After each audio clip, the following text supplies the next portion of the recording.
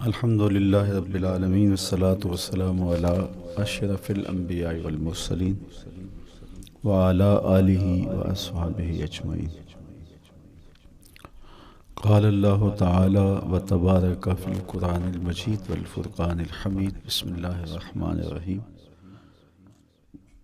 لا اقسم بہذا البلد وانت حل بہذا البلد ووالد وما ولد لقد خلقنا الانسان فی کبد۔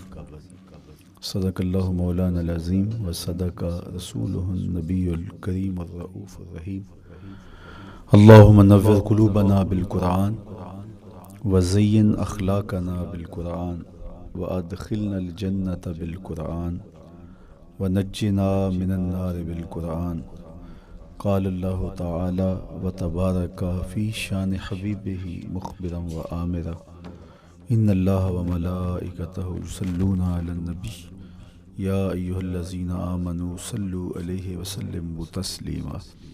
اللہم صلی علی سیدنا و مولانا محمد معدن الجود والکرم صلاۃ و سلاما علیک یا سیدی یا رسول اللہ۔ میں نے آپ کے سامنے قرآن مجید کے جو کلمات تلاوت کیے ان میں اسی حقیقت کو بیان کیا گیا۔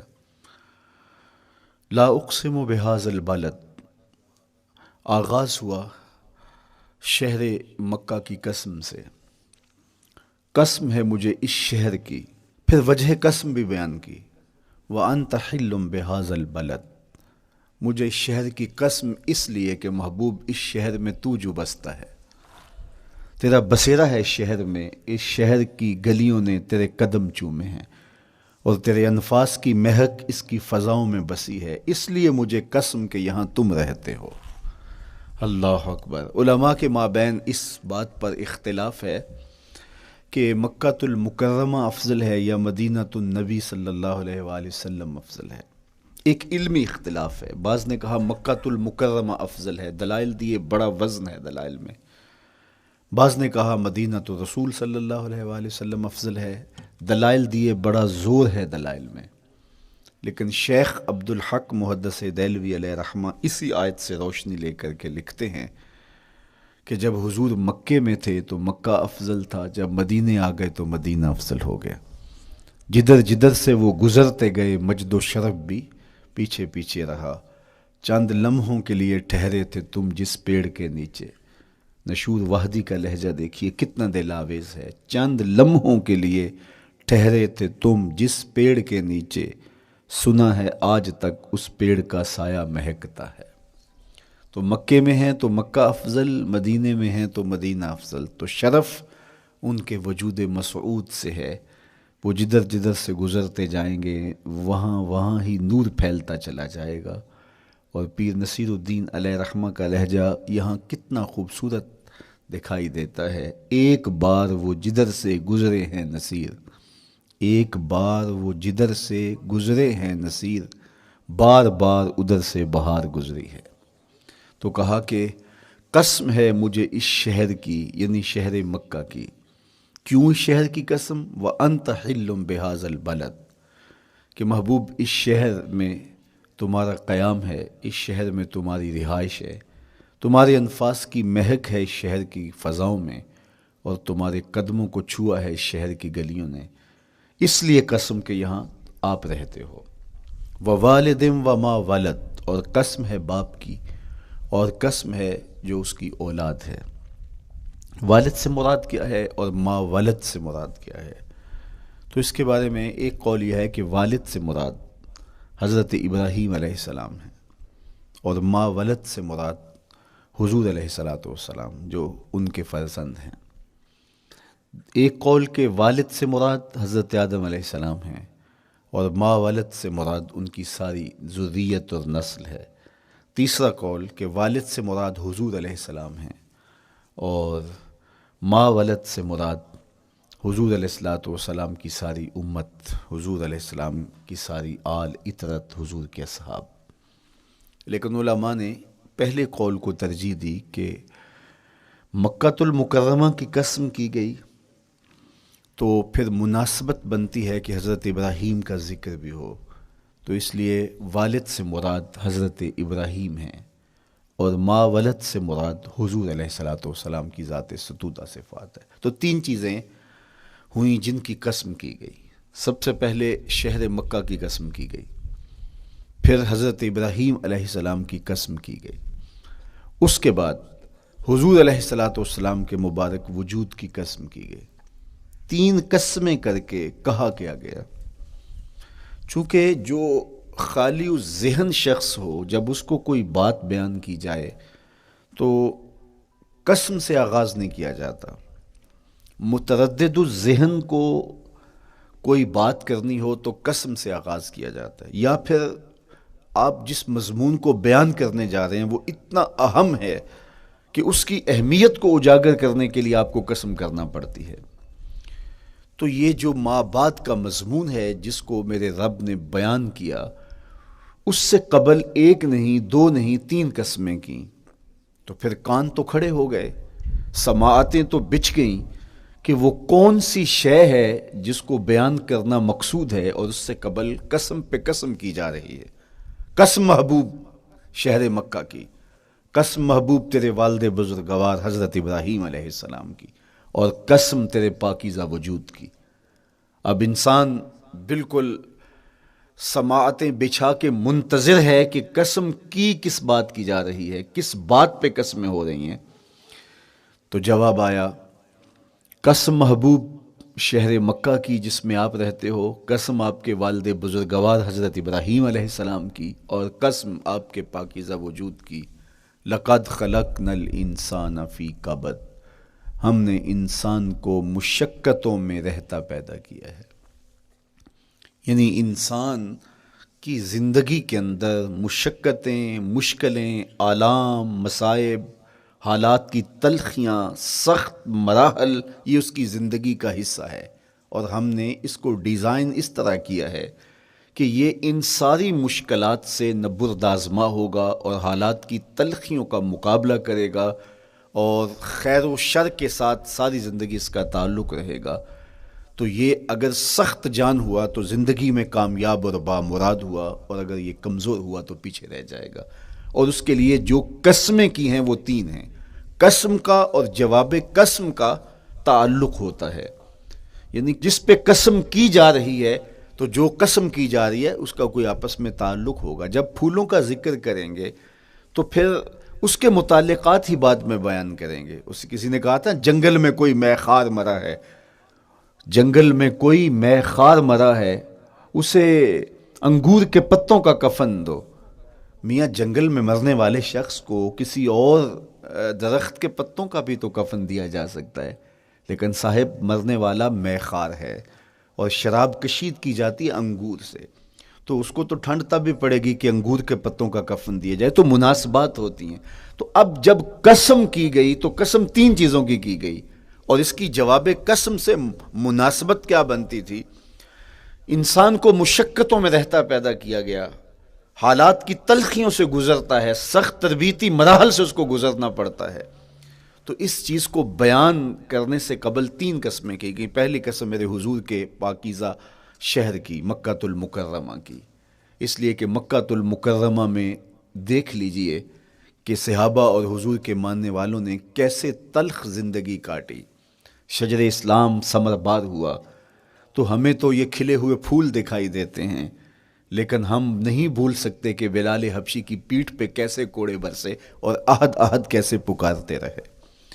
تو ہم اس منظر کو دیکھیں، مکہ کے ان حالات کو دیکھیں، تو اس لیے قسم کی مکے کی، اور پھر حضرت ابراہیم علیہ السلام کی قسم کی، چونکہ حضرت ابراہیم نے جس قدر اذیتوں سے گزر کر کے، مصائب آلام کا سامنا کر کے، حالات کی تلخیوں کا مقابلہ کر کے اپنا راستہ بنایا اور اپنے رب کی رضا پائی، وہ تاریخ کا ایک انوکھا باب ہے۔ اس سے بڑھ کر کیا ہوگا کہ جلتی ہوئی آگ میں چھلانگ لگا دی رب کے حکم کی تعمیل میں، بیٹے کی گردن پہ چھری رکھ دی۔ یہ تماشا لب بام نہیں تھا، منا کی وادی میں وہ انوکھا واقعہ رقم ہوا کہ آج بھی تاریخ انگشت بدندہ ہے کیا ایک باپ، اور وہ اس بیٹے کو ذبح کرنے کے لیے آمادہ ہو گیا جو اس کی آنکھوں کا نور ہے اور دل کا قرار ہے، رب سے مانگ مانگ کے لیا، لیکن تعمیل ارشاد میں اس بیٹے کی گردن پہ چھری رکھنے کے لیے باپ تیار ہو جاتا ہے اور اس کو ذبح کرنے کے لیے آمادہ ہو جاتا ہے، حتیٰ کہ بیٹے کو لٹا لیتا ہے اور ہاتھ میں چھری پکڑ کے بیٹے کی گردن پہ رکھ کے پوری ہمت کے ساتھ جب چھری چلاتا ہے تو آواز آتی ہے فلما اسلم وتلہ للجبین ونادیناہ ان یا ابراہیم قد صدقت الرؤیا انا کذالک نجزی المحسنین۔ ابراہیم بس کرو، تم نے واقعی خواب پورا کر دکھایا۔ اپنی بیوی کو، اپنے نو مولود بچے کو وادی غیر ذی زرع میں چھوڑ آنا، جہاں کچھ بھی میسر نہیں تھا، یہاں آپ کو آپ کے ماں باپ چھوڑ کے جاتے ہیں، ایک خوبصورت آسودہ ماحول ہے، اور آپ کو جس مقصد کے لیے چھوڑ کے جا رہے ہیں تو وہ مقصد بھی آپ کی اور ان کے پیش نظر ہے، لیکن اس کے باوجود بھی جو ہے وہ آنکھیں نم ہو جاتی ہوں گی کہ ہم اپنی اولاد کو یہاں چھوڑ کے جا رہے ہیں، جبکہ ایک محفوظ پناہ گاہ میں آپ کو چھوڑ کے گئے۔ آپ کی تربیت کرنے والا ایک جو ہے وہ توانا طبقہ اور ایک توانا جو ہے وہ سٹاف موجود ہے جو آپ کی فکری، ذہنی، بدنی تربیت کے لیے کوشاں ہیں، لیکن اس کے باوجود بھی والدین محسوس کرتے ہیں لیکن اپنے نو مولود بچے کو وہاں چھوڑ کے جانا جہاں آب و دانہ بھی میسر نہیں تھا۔ مورخ اسلام فی جلندری نے اس وادی کا نقشہ کھینچتے ہوئے کہا، وہ وادی جس میں وحشت بھی قدم رکھتی تھی ڈر ڈر کے، جہاں پھرتے تھے آوارہ تھپیڑے بادے سر سر کے، جہاں پر گھاس اگتی تھی، جہاں نہ پھول کھلتے تھے، مگر وہ سرزمیں تھی آسماں بھی جھک کے ملتے تھے۔ تو اس وادی میں چھوڑ کے آنا، حضرت ابراہیم نے جو امتحانات دیے، اس لیے ان کی قسم کی، چونکہ جواب قسم کا تعلق بنتا ہے تو قسم ابراہیم کے پاکیزہ وجود کی کہ جنہوں نے دکھ سہے، تکالیف آلام گوارا کی، لیکن پائے ثبات میں لغزش نہیں آنے دی۔ تیسری قسم میرے حضور کے پاکیزہ وجود کی فرمایا جتنے دکھ مجھے دیے گئے، جتنی اذیتیں مجھے پہنچائی گئیں، اتنی کسی کو نہیں دی گئیں۔ پیدا ہوئے تو حضور کے باپ کا سایہ سر پہ نہیں تھا، پھر اس کے بعد حضور مختلف مراحل سے گزرے۔ 6 سال کی عمر میں ماں کا انتقال ہو گیا۔ جب راہ حق میں لوگوں کو دعوت رشد و ہدایت دینے نکلے تو جو لوگوں کے رویے تھے اور جو اذیتیں لوگوں نے پہنچائیں وہ ایک الگ باب ہے۔ مکے کی گلیوں سے لے کے طائف کے بازاروں تک جن اذیتوں سے میرے حضور گزرے، ام المومنین سیدہ عائشہ رضی اللہ تعالیٰ عنہ فرماتی ہیں ایک دن حضور کی بارگاہ میں حاضری تھی تو ہم نے عرض کیا حضور کیا احد کے دن سے سخت دن بھی زندگی میں کبھی گزرا ہے؟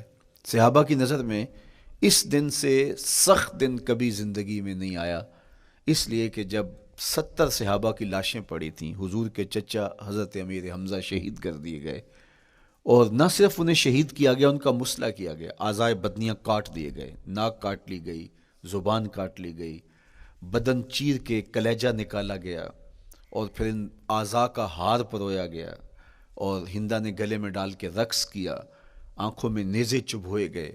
تو یہ دردناک دن تھا۔ تو حضور کے سر انور پہ سفید رنگ کی پٹی بندھی تھی اور چشمان رحمت میں آنسو تھے، اور بار بار فرماتے تھے ما فعل امی، میرے چچا کی کہانی سناؤ۔ تو یہ دردناک دن تھا جو صحابہ نے اپنی آنکھوں سے دیکھا۔ تو انہوں نے کہا حضور کیا احد کے دن سے سخت دن بھی کبھی زندگی میں آیا؟ ان کا خیال تھا کہ حضور فرمائیں گے ہاں یہ میرا زندگی کا مشکل ترین اور سخت ترین دن تھا، لیکن حضور نے فرمایا ہاں عائشہ، جب طائف کے بازاروں میں تیری قوم نے مجھے پتھر مارے تو یہ دن احد کے دن سے بھی سخت تھا۔ حضور ان کے 3 سرداروں کے پاس پیغام حق لے کے گئے، لیکن انہوں نے آگے سے جو رویہ اختیار کیا وہ اتنا اذیت ناک تھا۔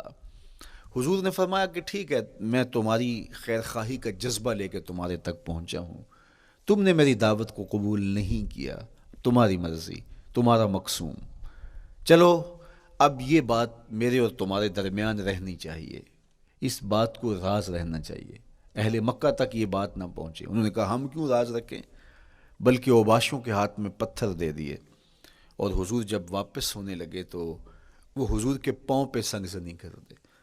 حضور اپنا ایک پاؤں اٹھاتے تو دوسرے پاؤں پہ مارتے، شدت درد اور احساس کرب سے حضور بیٹھ جاتے تو ان کے غنڈے دائیں بائیں سے بڑھتے اور کندھوں سے پکڑ کے حضور کو اٹھاتے اور مشق سنگزنی کرتے۔ نالین خون سے بھر گئے، لخت لخت زخمی ہوا۔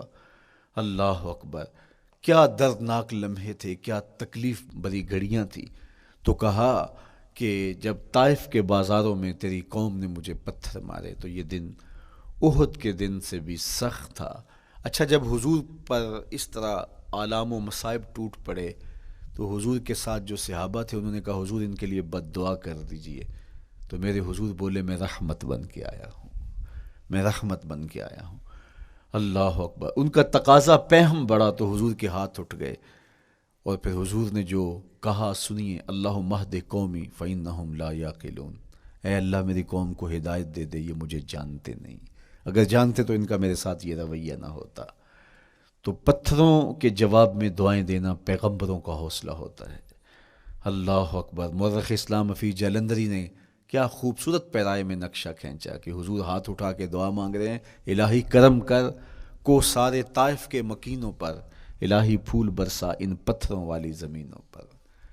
تو حضور نے دکھ سہے، تکلیفیں سہی. اب 3 قسمیں کی. شہر مکہ کی قسم جہاں حضور کے صحابہ نے تکلیفیں سہی، اس شہر کی گلیوں میں انہیں گھسیٹا گیا اور ان کو کچی کھالوں میں لپیٹ کے دھونیاں دی گئیں، انہیں اذیت ناک مراحل سے گزارا گیا. حضرت ابراہیم مشکل سے مشکل زندگی کاٹی اور رب کی رضا جوئی کے لیے کوشاں رہے، اور میرے حضور نے سخت ترین اذیتوں، مقاومتوں، مخالفتوں اور تکلیفوں کا سامنا کیا. تو ان 3 چیزوں کا حوالہ دے کر، ان 3 چیزوں کی قسم کر کے اب انسان کو بتایا جا رہا ہے کہ تم مشکلات سے تمہیں گزرنا پڑے گا، حالات کی تلخیاں تمہیں سہنی پڑیں گی. کسی مرتبے تک پہنچنے کے لیے تمہیں پھر تکلیفوں کی راہ اختیار کرنی پڑے گی. تم کون ہوتے ہو؟ میرا محبوب ہو تو تکلیفیں وہ بھی اٹھائے، 2 جہاں کا مالک ہو اور طائف کے بازاروں میں اس کے پاؤں پہ بھی پتھر پڑیں، اور کونین کا سردار ہو اور ان کے اوپر اوجری ڈال دی جائے، کائنات کا مالک ہو اور ان کو مکے کی گلیوں کے اندر ان کے گلے میں عقبہ بن ابی معیط کپڑا ڈالے اور تاؤ دے. تو کیا ان مشکلات سے تم بچ سکتے ہو؟ جب تم کسی منزل تک پہنچنا چاہتے ہو تو پھر یہ حوالے ماضی کے دیکھ لو. 3 قسمیں کر کے اس حقیقت کو بیان کیا. ابراہیم علیہ السلام کے وجود کو دیکھ لو، حضرت مصطفیٰ کریم علیہ السلام کی ذات ستودہ صفات کو دیکھ لو، اور مکے کی گلیوں میں صحابہ کے ساتھ جو ظلم اور جبر ہوئے اور انہوں نے جو مصیبتیں اور مشقتیں کاٹی وہ ساری دیکھ لو. تو 3 قسمیں کھا کر کے کہا کہ بے شک انسان مشقتوں میں رہتا پیدا کیا گیا ہے. اس لیے قافلہ انسانی کے وہ افراد جو کسی منزل کے متلاشی ہوتے ہیں، جو جستجو کی زندگی بسر کر رہے ہوتے ہیں، ان کو پھر مشکلات سے گزرنا پڑتا ہے اور حالات کی تلخیاں ان کو گوارا کرنا پڑتا ہے، کشاکش حیات سے ان کو ٹکرانا پڑتا ہے، اور ان کو آگے بڑھنے کے لیے ان کو تکلیفوں سے گزر کر کے، جان گسل مراحل سے گزر کر کے پھر منزل کی طرف عازم سفر ہونا پڑتا ہے. کیا میں نے اس خاکدان سے کنارہ جہاں رزق کا نام ہے آب و دانہ، پلٹنا جھپٹنا جھپٹ کر پلٹنا لہو گرم رکھنے کا ہے ایک بہانہ. پرندوں کی دنیا کا درویش ہوں میں کہ شاہی بناتا نہیں آشیان. تو زندگی مشکل مراحل سے گزر جانے کا نام ہے. اقبال نے کہا تھا ہے شباب اپنے لہو کی آگ میں جلنے کا نام. یہ زندگی آسان نہیں ہے، یہ حالات کی تلخیوں کا مقابلہ کرنے کا نام ہے، یہ ضبط نفس کا نام ہے، یہ اپنے من کی تربیت کا نام ہے. حضرت امام رازی سایت کریمہ کے تحت لکھتے ہیں کہ جب بچہ شکم مادر میں ہوتا ہے تو وہ 3 پردوں میں ہوتا ہے، ایک جھلی کا پردہ، ایک رحم مادر کا پردہ اور ایک پیٹ کا پردہ. تو 3 پردوں میں وہ بیچارہ بڑی عجیب سی حالت میں ہوتا ہے. یہ اس کا پہلا مرحلہ ہے تخلیق کے بعد. اس کے بعد پیدائش کا دوسرا مرحلہ ہے. یہ زچہ بچہ دونوں کے لیے موت و حیات کے مرحلے ہوتے ہیں. اس کے بعد وہ پیدا ہوا، اس دنیا پہ آیا تو اس کی مشکل کیا ہے؟ زبان ہے بولنا نہیں جانتا، دیکھتا ہے پہچان نہیں سکتا، سنتا ہے سمجھ نہیں سکتا، ہاتھ ہیں پکڑ نہیں سکتا، ٹانگیں ہیں چل نہیں سکتا. کتنی مشکل بن گئی. یہ سب کچھ چیزیں ہونے کے باوجود بھی وہ بے بس دکھائی دیتا ہے، اس کو دودھ مانگنے کے لیے بھی رونا پڑتا ہے. تو یہ ایک مرحلہ تھا. پھر آہستہ آہستہ اس نے بولنا سیکھا، ایک ایک حرف کر کے لفظ لفظ جوڑ کے وہ جملے مکمل کرتا رہا. آج تو زبان کا طوطی بولتا ہے، آج تو بات کریں تو جو ہے وہ ماحول تھم جاتا ہے، لیکن انسان ذرا پلٹ کے آغوش مادر میں تیری ماں نے ایک ایک حرف تجھے سکھایا تھا، ایک ایک لفظ تجھے سکھایا تھا، لفظ لفظ کر کے، حرف حرف کر کے جملے بنے، اور آج تیری گفتار کی شوخی کے تذکرے زمانے میں ہیں، تو پھر تجھے بولنا سکھایا، تو چل نہیں سکتا تھا، آج تیری جو ہے وہ جولانیاں دیکھنے والی ہیں، تیری رفتار کو کوئی چھو نہیں سکتا ہے، تیری آنکھوں کی بجلیاں آج عقابوں سے بڑھ کر ہیں، آج تیرے کانوں کے اندر نغموں کا جہاں آباد ہے، آج تیرے ہاتھوں کی گرفت کہ آگے شیر غراں بھی ہو تو وہ بھی بے بس ہو جاتا ہے، لیکن دیکھ تو کتنا مجبور تھا۔ اچھا چلو وہاں سے آگے آئے، پھر زندگی کو سیکھنا پڑتا ہے، آداب سیکھنے پڑتے ہیں، کس سے کیا بات کرنی ہے سیکھنا پڑتا ہے، آگے بڑھے، جوانی کی دہلیز پہ پہنچے۔ جوانی انسان کی زندگی کا بانکپن ہوتا ہے، عروج ہوتا ہے، اللہ اکبر، لیکن جوانی کو تقدس معاب رکھ کے منزل تک پہنچانا یہ سب سے مشکل مرحلہ ہوتا ہے، چونکہ جذبات بے قابو ہیں، خواہشیں آوارہ ہیں، اور تا حد نظر نظارے ہی نظارے جو دل کو کھینچتے ہیں۔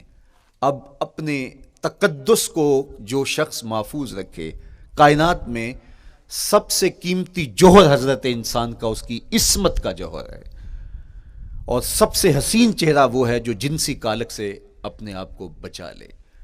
تو جوانی ہو، بانکپن ہو، اور پھر اپنی خواہشات کو بے قابو نہ ہونے دیا جائے، سب سے مشکل مرحلہ پوری زندگی میں یہ آتا ہے۔ کسی نے کہا تھا کتاب زیست کا ایک اور باب بیت گیا، شباب بیت گیا، ایک عذاب بیت گیا۔ تو شباب کا ختم ہونا اور اس کو خیریت سے منزل تک پہنچنا، یہ کتنا بڑا مشکل مرحلہ ہوتا ہے، جس کا جوانی میں باطن کا چہرہ مسخ ہو جاتا ہے اور جنسی کالک سے جو چہرہ آلودہ ہو جاتا ہے، اس کا عفت کا دامن داغدار ہو جاتا ہے۔ تو اس لیے وہ چہرہ تاباں ہے، وہ چہرہ روشن ہے، وہ چہرہ منور ہے جو اپنے آپ کو کالک نہیں لگنے دیتا اور اپنی عصمت کی حفاظت کرتا ہے۔ میرے حضور نے بھی ارشاد فرمایا، سبعۃ یظلھم اللہ تعالی فی ظلہ یوم لا ظل الا ظلہ، 7 اشخاص ایسے ہیں قیامت کے دن جب کوئی سایہ نہیں ہوگا، اللہ ان کو اپنے عرش کا سایہ عطا کرے گا۔ ان میں سے پہلا شخص امام عادل حکمران، دوسرا شخص وشاب نشأ فی عبادت اللہ، وہ جوان جس کی جوانی اللہ کی عبادت میں بسر ہوئی، تیسرا وہ شخص ورجل قلبہ معلق بالمساجد، وہ شخص جس کا دل مسجد میں لگتا ہے، مسجد میں جمتا ہے، اور چوتھا شخص ورجل دعتہ امرأۃ ذات منصب وجمال فقال انی اخاف اللہ، وہ شخص جس کو دعوت گناہ ملی اور حسن قدموں میں بچھنے کے لیے بےتاب ہوا، اور اس نے کیا کہا، انی اخاف اللہ، میں اللہ سے ڈرتا ہوں، میرا اللہ مجھے دیکھ رہا ہے۔ میرے حضور نے فرمایا قیامت کے دن جب کوئی سایہ نہیں ہوگا، اللہ اس کے اوپر اپنے عرش کا سایہ تان دے گا، جو اپنی عصمت کے جوہر کو بچا گیا۔ تو یہ ایک مشکل مرحلہ تھا، اپنی جوانی کے تقدس کی حفاظت کرنا۔ میرے حضور نے ارشاد فرمایا انا حبیب اللہ، میں اللہ کا حبیب ہوں۔ جو جوان جوانی میں توبہ کرتا ہے وہ بھی اللہ کا حبیب ہے۔ کتنا بڑا اعزاز ہے اور کتنا بڑا کمال ہے جو شخص کو ملتا ہے جو جوانی میں اپنی عصمت کے تقدس کی حفاظت کرتا ہے، اپنی آبرو پہ پہرا دیتا ہے، اپنی نظروں کی حفاظت کرتا ہے، اپنی سوچوں کو آوارہ نہیں ہونے دیتا، اپنے خیالوں کو بھٹکنے نہیں دیتا، اپنی خواہشات کو بے قابو نہیں ہونے دیتا۔ تو یہ مشکل ترین لمحہ تھا۔ اس کے بعد امام راضی کہتے ہیں اب شادی کا مرحلہ ہوا، تو پہلے خود اپنی ذمہ داری تھی، اب کسی کا بوجھ بھی اٹھانا پڑا، یہ اگلی مشکل آ پڑی۔ پھر بچے ہوئے تو پھر اپنی زندگی تو ختم ہو گئی، پھر ساری زندگی، پھر بڑھاپے میں چلے جائیں، ارذل العمر تک چلے جائیں، یہ ساری زندگی مشکلات لقد خلقنا الانسان فی کبد۔ تو ہمیں عملی طور پہ مشکلات کے مقابلے کے لیے تیار ہونا چاہیے۔ دیکھیے ہم جب شکار کرنے جاتے ہیں اور وہ خطرناک جنگل ہو جس میں شیر، بھیڑی اور دیگر جانور بھی ہوں، تو پھر ہم حفظ ما تقدم کے طور پہ سب کچھ ساتھ لے کے جاتے ہیں اور اس انداز سے جاتے ہیں کہ ہمارے اوپر اگر کوئی حملہ ہو تو بچاؤ کی یہ تدبیر ہو۔ تو ہم عملی طور پہ اس کے لیے خود تیار ہوتے ہیں، تو پھر کوئی ہونے والا حملہ غیر متوقع نہیں ہوتا اور ہم اس کے لیے اپنے آپ کو مستعد اور فعال پاتے ہیں۔ اسی طرح میں اور آپ اگر زندگی کے اس فلسفے سے آگاہ نہیں ہوں گے کہ زندگی مشکلات کا مجموعہ ہے، حالات کی تلخیاں ساری زندگی ہمارے ساتھ رہیں گی، تو کوئی بھی تکلیف، کوئی بھی اذیت، کوئی بھی ایسا واقعہ جو ہم نہیں چاہ رہے ہوں گے وہ روح پذیر ہوگا تو ہم گھبرا جائیں گے اور پھر اس وقت ہم دکھی ہو جائیں گے۔ اس لیے ہمیں یہ قرآن نے سکھایا ہے کہ تم عملی طور پہ زندگی کی سختیوں کا مقابلہ کرنے کے لیے آمادہ اور تیار ہو جاؤ۔ قرآن مجید میں جو صبر کا لفظ ہے اس کا مفہوم یہ ہے کہ حالات کی جو تلخیاں تمہارے اوپر آتی ہیں، وہ غربت بھی ہو سکتی ہے، وہ بیماری بھی ہو سکتی ہے، وہ لوگوں کی عداوت اور دشمنی بھی ہو سکتی ہے، وہ اور بہت ساری چیزیں ہوتی ہیں، وہ جنگوں کی حالت کا بپا ہو جانا اور تمہارا دشمنوں کے نرغے میں گر جانا، یہ سب کچھ ہو سکتا ہے۔ تو اس کے اوپر استقامت کے ساتھ تم کھڑے رہو اور تم ان کو برداشت کرنے کی اپنے اندر ہمت اور حوصلہ رکھو، تو پھر وہ تمہارا صبر ہوگا، اور یہ قوت اگر تمہارے اندر پیدا ہو جاتی ہے تو پھر تمہاری زندگی آسان اور سوکھی ہو جاتی ہے۔ لیکن اگر یہ دولت تمہیں نصیب نہیں ہوتی تو پھر ساری زندگی دکھوں اور شکووں سے بھری رہتی۔ اس لیے ہمیں یہ چیز سیکھ لینی چاہیے کہ زندگی نام ہی مشکلات سے نہ برد آزما رہنے کا ہے۔ عملی طور پہ ہم دیکھو، ہمیں پتہ ہے سردی آ رہی ہے تو اس کا ہم پہلے انتظام کرتے ہیں، تو سردی ہمیں دکھی نہیں پھر کرتی، ہم سردی سے بھی لطف لیتے ہیں، موسم برسات سے بھی مزہ لیتے ہیں، اور گرمی سے بھی ہم ایک حاز حاصل کر لیتے ہیں اگر ہم اس کو جو ہے اس کے لیے عملی طور پہ اپنے آپ کو تیار کر لیں۔ لیکن اگر ہم اس کے لیے تیاری نہیں کریں گے تو سوائے گھبراہٹ کے اور کچھ نہیں ہوگا۔ تو مجھے اور آپ کو عملاً اپنے آپ کو اس بات کے لیے آمادہ کرنا پڑے گا کہ زندگی ان حالات کی تلخیوں سے ٹکرانے کا نام ہے، اور ساری زندگی ہمیں ان مراحل سے گزرتے رہنا پڑے گا۔ اور قرآن نے جو ہے وہ 3 قسمیں کر کے، اور 3 قسمیں بھی شہر مکہ کی اور محبوب کریم کے پاکیزہ وجود اور جناب ابراہیم علیہ الصلوۃ والسلام کی، تاکہ تمہیں پتہ چلے جب ان کو بھی ان مراحل سے گزرنا پڑا میں اور آپ کیا بیچتے ہیں۔ اس لیے ہمیں اپنی زندگی کو ان راہوں پہ ڈالتے ہوئے صبر اور استقامت، اب صبر اور استقامت کی دولت ہمیں کیسے نصیب ہوگی، یہ دولت کس طرح، یہ قوت راسخہ ہمارے اندر کیسے پیدا ہوگی، اور کس طرح ہمارے من کے اندر یہ چیزیں سمائے گی۔ اللہ تعالیٰ کی خشیت، اس پر توکل، اس پر بھروسہ، اور اللہ تعالیٰ جل شانہ کی طرف سے ہر کام کے ہونے کا یقین ہمارے اندر یہ استقامت اور یہ حوصلہ پیدا کرتی ہے یہ چیز۔ اس لیے مجھے اور آپ کو اپنی پوری زندگی میں اس عمل سے گزر کر کے اپنے آپ کو مضبوط ترین صورتحال میں لا کے کھڑا کرنا پڑے گا، اور یہی زندگی کا جمال ہے۔ تو اب پھر دیکھیے قرآن کیا کہہ رہا ہے، لا اقسم بہذا البلد وانت حل بہذا البلد ووالد وما ولد، 3 قسمیں کی۔ اس کے بعد ارشاد فرمایا لقد خلقنا الانسان فی کبد، ہم نے انسان کو مشکلوں میں، مصائب میں، آلام میں رہتا ہوا پیدا کیا۔ کہتے ہیں جب حضرت انسان کی تخلیق ہوئی تو اس کا خمیر جب گویا جا رہا تھا تو اس کے اوپر 39 دن تک آزمائشوں کی، دکھوں کی، تکلیفوں کی بارش ہوئی، اور ایک دن خوشیوں اور مسرتوں کا می برسا۔ تو انسان کی زندگی کے اندر حالات سے ٹکرانا اور دکھوں کو سہنا اور دکھوں سے مقابلہ کرنا، یہ سیکھنا پڑے گا، اور جب انسان اس کو عملی طور پہ سیکھ جائے گا تو پھر زندگی کا جمال اور زندگی کا حسن نصیب ہوگا۔ دوسری بات، ہمیں اپنی زندگی میں 7 چیزوں کو اپنا اصول بنا لینا چاہیے، اور یہ 7 چیزیں وہ ہیں جو ہماری زندگی کو ایک خوبصورت سانچے میں ڈھال کر کے ہمیں ایک پاکیزہ اور ستھرا انسان بنا دیتی ہیں۔ پہلی چیز، التمسک بکتاب اللہ، اللہ کی کتاب سے جڑ جانا، وابستہ ہو جانا۔ جب ہم کتاب اللہ سے وابستہ ہو جائیں تو پھر ہمارے باطن کی اور نفس کی تربیت ہوتی ہے، اور پھر ہم وہ مطلوب انسان بنتے ہیں جو ہمارا رب ہم سے تقاضا کرتا ہے۔ تو اس لیے ہمیں اپنی زندگی میں اس چیز کو لازم کر لینا چاہیے کہ ہمارا کوئی بھی دن قرآن مجید کی تلاوت کے بغیر نہ گزرے۔ اپنے دن کا آغاز قرآن مجید کی تلاوت سے کیجیے۔ سورہ یاسین سے جو اپنے دن کا آغاز کرتا ہے، سارا دن اللہ کی امان میں رہتا ہے، اس کی حفاظت میں رہتا ہے، اور اپنی شب کا آغاز سونے سے پہلے سورہ الملک کی تلاوت کریں، آپ ساری شب اللہ کی امان میں، اس کی حفاظت میں رہیں گے۔ اور قرآن مجید کو سمجھ کر اس کے مفاہیم و مطالب کے ساتھ ایک رکوع کم از کم پوری زندگی، اپنی زندگی کے نصاب میں آپ کتنا وقت مختلف امور کے لیے سر انجام دیتے ہیں۔ یہ کتاب انسانی ہدایت کے لیے، انسانی تربیت کے لیے، اس سے کوئی اور بہتر اور مؤثر جو ہے وہ نصاب نہیں ہو سکتا ہے۔ انسان سازی کا بہترین ذریعہ ہے یہ کتاب، اور اس کتاب کے ذریعے سے جو ہے وہ انسان پستیوں سے اٹھ کے بلندیوں تک جا پہنچتا ہے۔ اقبال نے تو کہا کہ گر تمی خواہی مسلمان زیستن، نیست ممکن جز بقرآن زیستن۔ اگر تو مسلمان بن کے جینا چاہتا ہے تو قرآن کے بغیر ایک قدم بھی نہیں چل سکتا۔ تو آگے چل کے اسی نظم میں کہا کہ فاش می گوئم آنکھ در دل مزمرست، این کتاب نیست چیزیں دیگرست۔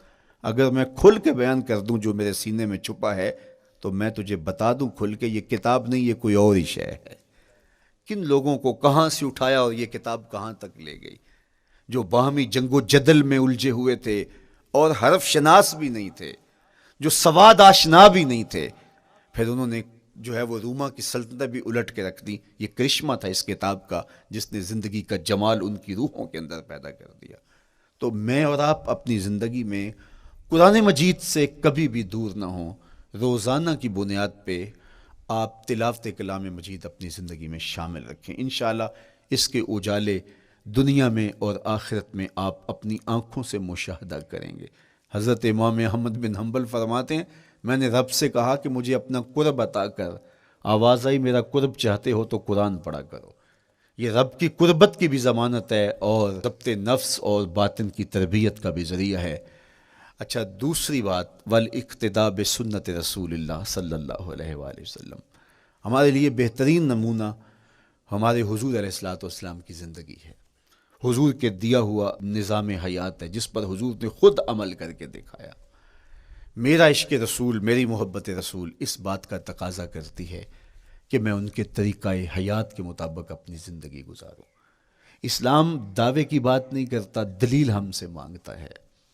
آج میں کہتا ہوں میں عاشق رسول ہوں، اور اتنا بڑا عاشق رسول ہوں کہ میرے جیسا زمانے میں دوسرا کوئی نہیں۔ میرے جذبات ایسے دکھائی دیتے ہیں، آسمان کو چیر دوں گا اور زمین کو پھاڑ دوں گا، لیکن ہمسایوں کے ساتھ میرا سلوک بتاتا ہے کہ میں عاشق رسول نہیں ہوں۔ دوستوں کے ساتھ میرا رویہ بتاتا ہے کہ میں عاشق رسول نہیں ہوں۔ میں کسی سے وعدہ کرتا ہوں اور پھر اس پہ پورا نہیں اتر پاتا، تو صاحب پھر آپ عاشق رسول نہیں ہیں، آپ کچھ اور ہیں۔ عشق رسول تو یہ ہے کہ میرے محبوب علیہ السلام نے کسی سے عہد کیا ہے کہ تمہارے آنے تک میں یہاں کھڑا ہوں، اور وہ جا کے بھول جاتا ہے، اور میرے حضور 3 دن وہاں منتظر رہتے ہیں۔ وہ اچانک گزرا اور دیکھا تو حضور علیہ السلام کھڑے ہیں، تو خود پریشان ہوا، صرف اتنی بات اسے کہی، صاحب تو نے مجھے مشکل میں ڈال دیا، تو نے مجھے مشقت میں ڈال دیا۔ عہد کیا ہے تو پھر اس کی پاسداری نبھا کے دکھائی۔ اللہ اکبر! میں اگر حضور سے محبت کرنے والا ہوں تو میرا رویہ بتائے کہ میں عاشق رسول ہوں۔ میری زبان پہ جھوٹ نہیں بول سکتی۔ آپ سے پوچھا گیا کہ مومن بزدلی کر سکتا ہے؟ کہا نہیں، بہادر ہوتا ہے، لیکن ہو سکتا ہے کبھی اس سے بزدلی سرزد بھی ہو جائے۔ پھر پوچھا گیا کہ مومن بخیل ہو سکتا ہے؟ کہا نہیں، سخی ہوتا ہے، لیکن ہو سکتا ہے کبھی اس سے بخل بھی سرزد ہو جائے۔ پھر تیسرا سوال حضور سے کیا گیا، مومن جھوٹا ہو سکتا ہے؟ فرمایا جھوٹا نہیں ہو سکتا، یہ پکی بات ہے کہ مومن جھوٹ نہیں بول سکتا۔ میں اور آپ اپنے رویوں میں دیکھیں کہ ہم کھڑے کہاں ہیں۔ آج ہم ان جگہوں پہ بھی جھوٹ بولتے ہیں جہاں جھوٹ بولنا ہماری مجبوری بھی نہیں ہوتی، چونکہ یہ ہماری فطرت ثانیہ اور عادت بن چکا ہے، اور ہم اس کو برا ہی نہیں سمجھتے۔ جبکہ جھوٹ جب کوئی شخص بولتا ہے، حدیث پاک میں آتا ہے اس کے منہ سے بدبو نکلتی ہے، رحمت کے فرشتے 1 میل دور ہٹ جاتے ہیں اس سے۔ اور سویر سے شام تک جب ہمارے معمولات یہ ہوں تو پھر ہم کہاں کھڑے ہیں اور رحمت کے فرشتے کہاں کھڑے ہیں؟ تو حضور علیہ الصلوۃ والسلام کی سنت کا اتباع حضور کی محبت کی دلیل ہوگی۔ امام قرطبی نے لکھا ہے، اللہ کی محبت کا کوئی دعویٰ کرے تو کیا دلیل ہوگی کہ یہ واقعی محب الہی ہے؟ تو کہا اللہ سے محبت کا دعویٰ کرنے والے کے لیے دلیل یہ ہے کہ وہ قرآن سے پیار کرے۔ قرآن سے پیار اور قرآن سے محبت کی دلیل یہ ہے کہ حضور کا پیار سینے میں رکھے. حضور سے محبت کی دلیل یہ ہے کہ سنت رسول سے پیار کرنے والا ہو. اور سنت رسول سے پیار کرنے کی دلیل یہ ہے کہ بدعات سے اجتناب کرنے والا ہو. ہر وہ طریقہ جو میرے حضور نے نہیں دیا اس کو اختیار نہ کرے، اس طریقے کو اختیار کرے جو حضور علیہ الصلوۃ والسلام کا عطا کرتا ہے. تیسری بات، عقل الحلال. یہ وہ بنیادی اصول ہیں جو ہماری زندگیوں میں اتر جانے چاہیے اور ہم ایک صالح اور خوبصورت انسان بن کے اس معاشرے کا حصہ بن سکتے ہیں. عقل حلال زندگی میں شامل ہو تو زندگی کو جمال نصیب ہوتا ہے اور باطن اور ظاہر کو طمانینت نصیب ہوتی ہے. اگر رزق پاک نہیں ہے تو آپ کعبے بھی جائیں تو وہاں بھی آپ محروم پلٹیں گے. میرے حضور علیہ الصلوۃ والسلام نے فرمایا ایک بندہ لمبا سفر کر کے گیا، اشعث اغبر کے لفظ ہیں کہ اس کے بال بکھرے ہوئے ہیں، سفر کی گرد پڑی ہوئی ہے اور لباس بھی پھٹا ہوا ہے، شکستہ حالت، پراگندہ صورت، اور کھڑا ہے کعبۃ اللہ کے سامنے. یمد یدیہ، دونوں ہاتھ لمبے کر کر کے دعا مانگ رہا ہے اور کیا کہتا ہے؟ اے اللہ ومطعمہ حرام ومشربہ حرام وملبسہ حرام وغذی بالحرام. فرمایا اس کا کھانا حرام کا ہے، اس کا پینا حرام کا ہے، اس نے جو لباس پہنا ہے وہ حرام کا ہے. میرے حضور فرماتے ہیں بتاؤ اس کی دعا کیسے قبول ہوگی؟ اب لمبا سفر کاٹ کے حرم کعبہ میں پہنچے، غلاف کو پکڑ پکڑ کے دعائیں کر رہا ہے، لمبے لمبے ہاتھ کر کے دعائیں مانگ رہا ہے، ملتزم سے لپٹا ہوا ہے، حتیم میں سجدہ ریز ہو کے رو رو کے دعائیں مانگ رہا ہے، لیکن دعا قبول نہیں ہوتی. کیوں؟ اس لیے کہ اس کے پیٹ میں لقمہ حرام کا ہے، اس کے بدن پہ لباس حرام کا ہے. تو اسلام نے جتنا زور حلال کمانے، حلال کھانے اور حلال اختیار کرنے پر دیا ہے، تو ایک مومن اگر اسلام کے مبادیات سے بھی آگاہ ہو تو اس کی تو زندگی کے اندر جو ہے وہ حرام گھس ہی نہیں سکتا ہے، بلکہ وہ مشکوک سے بھی اجتناب کرے. چوتھی چیز، کف الاذی. اپنے آپ کو ایسا بناؤ کہ تمہارے وجود سے کسی کو ضرر اور تکلیف نہ پہنچے. ہمارا اسلام تو ہمیں یہ بتاتا ہے کہ تم پیاز یا لہسن کھا کے مسجد میں نہ جاؤ کہ تمہارے منہ سے جو سمیل آتی ہے اس سے کسی کو تکلیف نہ پہنچے. تو یہ اسلام کی دی ہوئی تعلیمات ہیں کہ مسجد میں بھی جانا ہے تو اپنے آپ کو دیکھو کہ تمہاری حالت کیا ہے، تمہاری وجہ سے کسی کو تکلیف نہ پہنچے. تمہارے رویے اتنے خوبصورت ہوں، تمہارے ہمسائے بتائیں کہ یہ واقعی مسلمان ہے. مسلمان کی تعریف کی گئی، المسلم من سلم المسلمون من لسانہ و یدہ. مسلمان کون ہے؟ جس کے ہاتھ سے، جس کی زبان سے دوسرا مسلمان بھائی محفوظ ہے، تو وہ مسلمان ہے. اللہ اکبر. ہم یہ جو کہتے ہیں السلام علیکم، اس کو کہتے ہیں تحیت المسلم، مسلمان کا تحیت. تو اس میں اس کے معنی پہ غور کریں تو ہم اس کو ضمانت دے رہے ہوتے ہیں، السلام علیکم، تیرے اوپر سلامتی ہو. تو ہم اپنی جانب سے اسے ضمانت دیتے ہیں، میرے بھائی میری طرف سے تیری عزت، تیری جان، تیری آبرو سلامت ہے، اب میری جانب سے تو پریشان نہیں ہونا، میں تجھے سلامتی کی ضمانت دیتا ہوں. اور وہ آگے سے کیا کہتا ہے؟ وعلیکم السلام. میرے بھائی پھر میری جانب سے بھی تیرا سب کچھ محفوظ ہے. اگر سلام کا مفہوم اچھی طرح ہماری روحوں میں اتر جائے تو پھر ایسا ہو نہیں سکتا کہ ہم جس کو السلام علیکم کہہ دیں پھر اس سے ہم دھوکہ کریں یا اس کی آبرو پہ حملہ آور ہوں یا اس کے مال پہ حملہ آور ہوں جب السلام علیکم کہہ دیا. چونکہ جو ہمیں لفظ بولنے کے لیے کہا گئے ہیں اس کے پیچھے فلسفہ ہے لفظوں کا. یہ پھول ہیں، ان کو دیکھ کر سبحان اللہ کہنے کا کہا گیا ہے. پہاڑوں کو دیکھ کے اللہ اکبر کہنے کا کہا گیا ہے. پہاڑوں کو دیکھ کے سبحان اللہ کہہ دیں اور پھولوں کو دیکھ کے اللہ اکبر کہہ دیں، ایسا کیوں نہیں کہہ دیتے؟ لیکن نہیں، اس لیے کہ جب پہاڑوں کو دیکھتے ہیں تو دل میں ان کی ہیبت پیدا ہوتی ہے. اتنے بڑے پہاڑ، سمندر کو دیکھتے ہیں تو اس کی ہیبت پیدا ہوتی ہے. اتنا بڑا سمندر تا حد نظر پھیلا ہوا، تو جب اس کی بڑائی پیدا ہونے لگتی ہے تو فوراً پلٹایا گیا اللہ کی بڑائی کی طرف اور کہا بول اللہ اکبر، یہ نہیں میرا اللہ بڑا ہے. اور پھول کو جب دیکھا تو اس کی لطافت کی طرف الجھنے لگے، کتنا خوبصورت ہے، درزوں میں کیسے خوشبو بسی ہوئی ہے، کیسے رنگ ہیں، کیسے جمال ہیں. اللہ اکبر. وہ کیا کسی نے کہا تھا نا کہ درزوں کی لطافت میں خوشبو نے اماں پائی، گل چیرنے والے نے کس شان سے چیرا ہے. تو کیا کمال ہے یار، کیا پتیاں ہیں، کیا رنگ ہے، کیا خوبصورتی ہے، کیا لطافت ہے. الجھنے لگے، کہا بول سبحان اللہ، یہ کیا ہے جس نے رنگ بھرے ہیں وہ پاک ہے.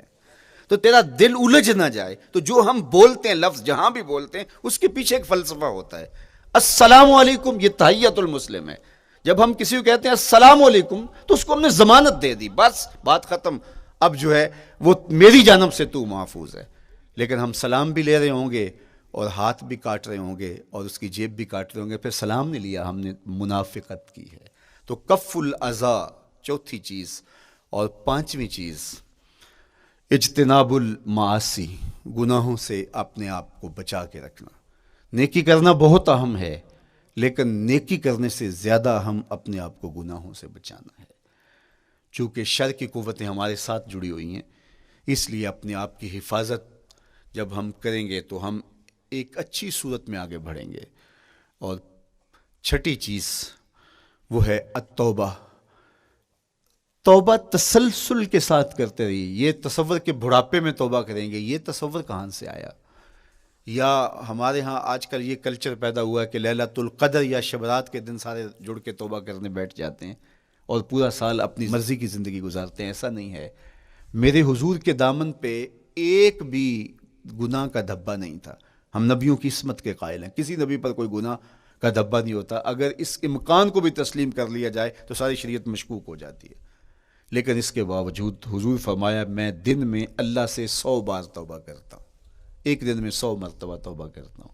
میں اور آپ دیکھیں کہ ہم کیا اس معمول کو اپنی زندگی میں شامل کیے ہوئے ہیں۔ جب انسان توبہ کرتا ہے، جب غسل کر لیتا ہے نا ایک دفعہ، تو پھر وہ بچ بچ کے چلتا ہے کہ کوئی گرد دوبارہ پڑ نہ جائے، اور جب وہ لتھڑا ہوا ہو تو پھر اس کو پرواہ بھی نہیں ہوتی۔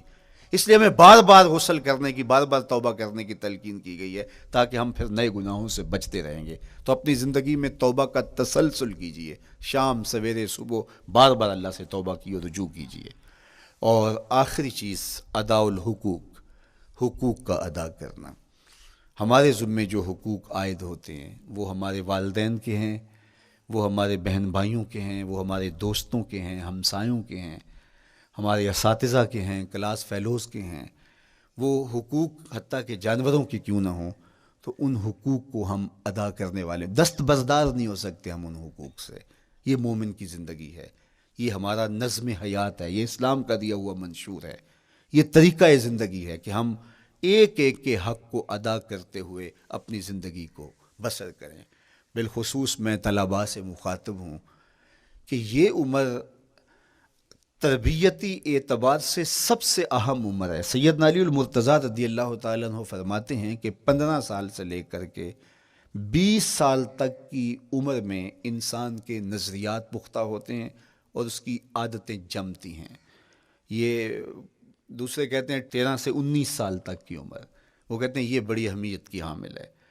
تو 13 سے 19 سال یا 15 سے 20 سال تک کی عمر، بعض کا تو ہوتا ہے کہ ابھی بچے ہیں، ماں باپ بھی سستی کرتے ہیں کہ ان کو تہجد کا عادی اب کیوں بنائیں، ابھی تو یہ بچے ہیں، ان کو ان چیزوں سے، چھوٹی چھوٹی چیزوں کا عادی اب کیوں بنائیں، جب بڑے ہوں گے، سمجھدار ہوں گے، ذمہ داریوں کا بوجھ آئے گا، سب کچھ کر لیں گے۔ تو پھر اس وقت کرنا مشکل ہوتا ہے، پھر کر نہیں پاتا بندہ۔ تو جو سیکھنا ہے، جو عادتیں پختہ کرنی ہے، وہ اسی زندگی میں ہوتی ہیں۔ تو یہ آپ کا ایک موقع ہے، آپ کا کوئی ایک ماحول فراہم ہوا ہے۔ آپ کے ہمسائے آپ کے کلاس فیلوز ہیں جو آپ کے ساتھ کمرے میں رہ رہے ہیں۔ ہمسائیگی کے حقوق ادا کرنے کا جو انداز ہے وہ یہاں ہی سیکھیے اور اپنے اندر اس کو متحقق کیجیے اور پختہ کیجیے۔ اسی طرح اپنے گفتگو کے لہجوں میں شائستگی، اپنے انداز کے اندر خوبصورتی اور اپنے رویوں کے اندر جمال پیدا کرنے کی کوشش کریں۔